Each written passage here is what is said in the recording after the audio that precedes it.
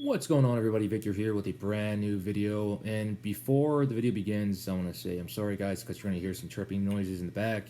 It's the fire detectors. Obviously, they've been chirping every once in a while. They have been doing that for the last couple of videos, trying to fix the problem, put new batteries in, but they're still doing the chirping. So just ignore those while I do this video, and let's get to it. Obviously, UFC Las Vegas fight night took place last night.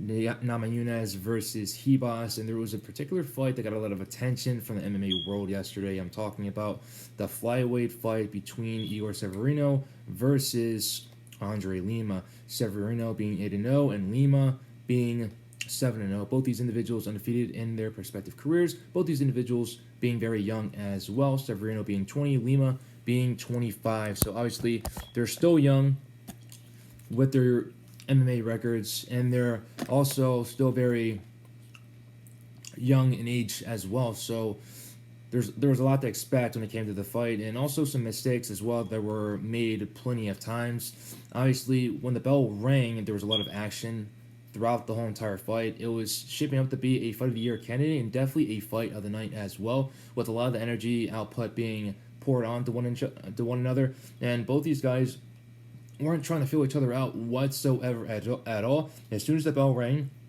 these guys were throwing power shots at each other. They were throwing combinations at each other. They were throwing heavy leg kicks to the calf at one another.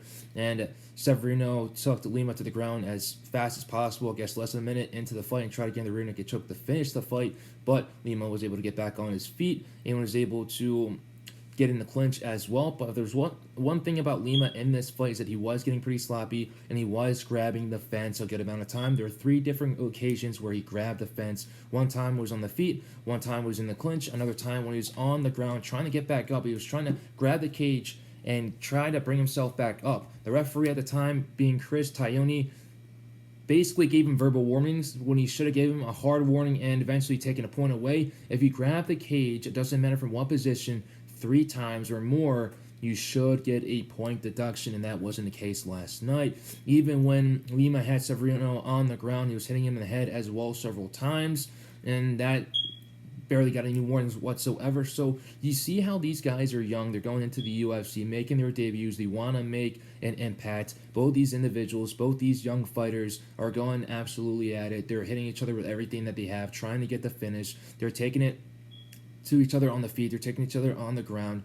Obviously, Severino had the early submission attempt with the rear naked choke, and later on, Lima had a beautiful omoplata, but he wasn't able to pull it off. And later on, when the fight was back on the feet, Lima jumped, pulled guard, and tried to get a guillotine submission against Severino, but Severino was able to get out of it. But if there was one thing about this fight that really interested me the most, is that the chin that both these individuals have. Both these guys, like I said, they were throwing beautiful combinations at each other, and Severino had some beautiful lead elbows that he's cracking Lima with, and also some nasty knees as well that absolutely sounded horrific.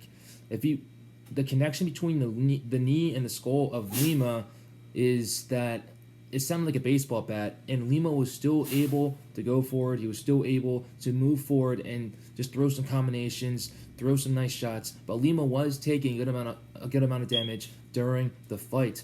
And if there's one thing that Lima also did, is that at some point in the fight, he also had his fingers in the mouth of Severino for a second, and then Severino came back later on and had a pretty near call with the eye pokes. But that fight was, in the very first round, the fight was absolutely non-stop action from the very first bell to the end of the other bell during the end of the first round. Just non-stop action on the feet, on the ground. In the beginning of the second round, there was a lot of action as well. Both these individuals were going at each other on the feet, hitting each other with some nasty elbows, hitting each other with some nasty combinations as well, mostly in the part of Severino. Lima did a good part with the movement at most time. Almost got hit with a roundhouse kick, but he's able to lean back, way back, just like this, and barely avoid it. But he was able to come back. He was able to eventually get taken down by Severino, and as he was trying to get back up, he was against the fence, and Severino, whose head was against this part of Lima's body, decided to take a bite out of him.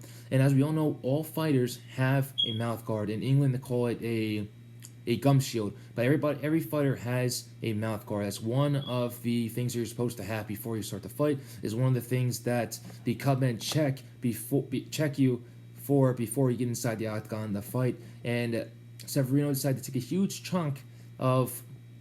huge bite out of the back arm, basically the back of the on the tricep area of Lima. And Lima obviously contested it right off the bat. He was telling Chris Taioni to stop the fight because he took a bite out of my arm. And Taioni talked to one of the physicians about it and asking him, it was in this type of position, which was clear that he could have taken a bite out of him. The physician said yes. And I don't know if he was a physician or not. He was definitely another official. The other official said yes, and Chris Taioni decided to stop the fight via disqualification. And you could see from the bite that Lima had that Severino clearly did it on purpose. He broke the skin. That bite mark was obviously bleeding, so he did it on purpose. If you get in a particular situation where you're scrambling or you're wrestling and you can obviously accidentally take a bite out of someone by accident, but in this situation, he clearly did it on purpose. He broke the skin, and the mark was there. A very unfortunate situation, and now Severino is out of the UFC.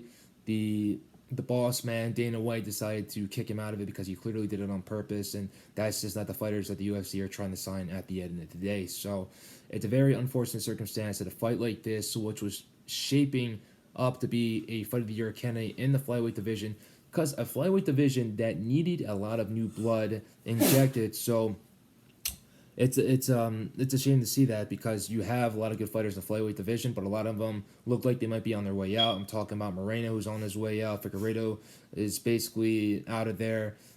Cody Garbrandt decided to go down for one fight, and he's gone. We don't know what's going on. Kai Kara France. We don't know if Manel Kape is going to stay in the division anytime soon because he can't make weight. So the company, the UFC, really does need new fighters in the UFC flyweight division. Both these guys were basically living up to the hype and living up to their prospective abilities, you know what I mean? But it's a shame. Looks like Igor Severino isn't going to be around anymore. He's going to be gone, but I'd like to see what Lima does in the future. He just needs to clean up his act because he was getting sloppy. Like I said, he was hitting Severino in the back of the head. He was grabbing the cage multiple times.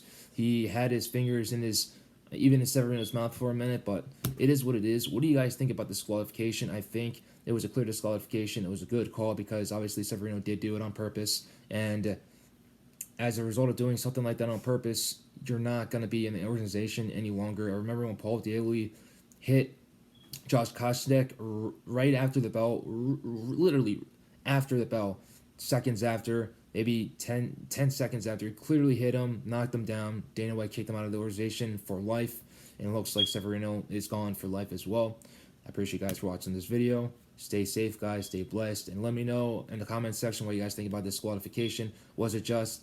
Was it not just? Did Lima deserve to get a point deduction beforehand? And did all those dirty shots by Lima cause frustration on Severino to bite him on purpose? Appreciate you guys for watching the video. Stay blessed. Stay blessed. Stay safe. Take it easy, guys.